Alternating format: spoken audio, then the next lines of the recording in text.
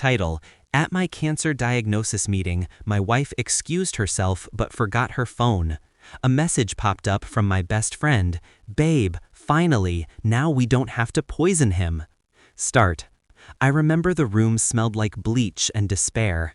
The doctor's words were still echoing, cancer. My wife clutched my hand, squeezed, then excused herself to take a call. She left her phone on the chair.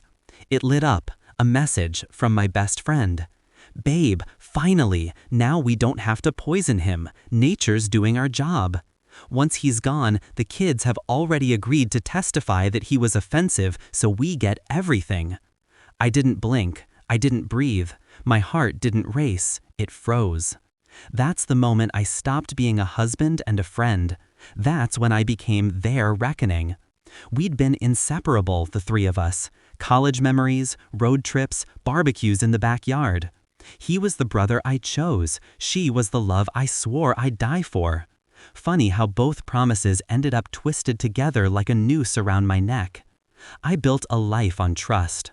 Every late-night laugh, every inside joke, every kiss goodnight, all of it now poisoned with hindsight. They weren't just unfaithful. They were predators, circling, waiting for my body to rot so they could feast.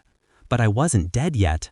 I replayed everything, their shared smiles when they thought I wasn't looking, the subtle way his hand lingered too long on her shoulder, the excuses she made about late errands, signs I ignored because I wanted peace. Now, clarity burned through me. I pretended weakness. I let them believe the diagnosis broke me. I stumbled through the house, coughing, looking frail, while inside, I was writing their eulogies. First, I went to a different oncologist, privately. My cancer wasn't terminal. Aggressive, yes, but treatable. A fact I held close because the lie of my impending death was my most valuable weapon. Then I started recording. Her calls, his visits, their whispered plans. Hidden cameras in the kitchen, the bedroom, even in the garage. I captured everything. Every kiss, every strategy, every cruel word. I visited a lawyer, set up a trust. The kids would inherit everything directly, bypassing her. I rewrote my will, quietly, legally, perfectly. And I smiled in front of them like a dying fool. I left hints that I hadn't updated my life insurance, that my will still left everything to her. I let her believe she was secure enough to grow careless. One night, I accidentally left my laptop open. She couldn't resist snooping. What she found was a fake draft of a will, leaving her the house, the accounts, everything. I watched her eyes gleam with relief, mistaking my trap for her victory. Meanwhile, I collected one final piece, video evidence of them discussing my death. His words, "Once he's gone, we'll finally be free." Her reply, "Not long now." That was the dagger. Our children sat at the table. My wife poured wine.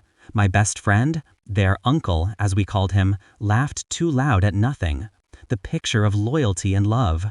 I stood, raised a glass, and said, "Before I go, I want to leave no doubts about the truth." I turned on the TV. The hidden recordings played. Her voice, his voice, their laughter, their plotting, their filth painted across the screen for our children to hear. The room collapsed into silence. My daughter dropped her fork. My son's eyes filled with tears, betrayal raw on his young face. My wife's face drained white, her lips trembling. My best friend tried to stammer, to explain, but the words dissolved. I didn't need to shout. My silence was the executioner's blade. She begged, she screamed, she swore it was lies, that it was taken out of context. But the evidence was undeniable. The kids refused to even look at her. He tried to bolt, but the police were already waiting outside, courtesy of the lawyer who had copies of everything. Fraud, conspiracy, attempted poisoning, it was all documented. By morning, their empire of deceit had crumbled. The divorce was swift. The custody battle never happened. My children chose me, chose truth. My friend rotted behind bars.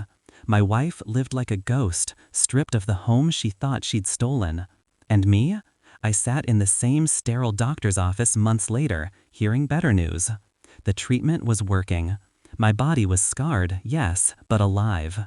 Alive enough to witness justice. Alive enough to savor it. I think back to that day, the phone lighting up with their message, that accidental reveal of their monstrous hearts. They thought nature was doing their job. No, nature gave me cancer. I gave them ruin, and I don't regret a thing.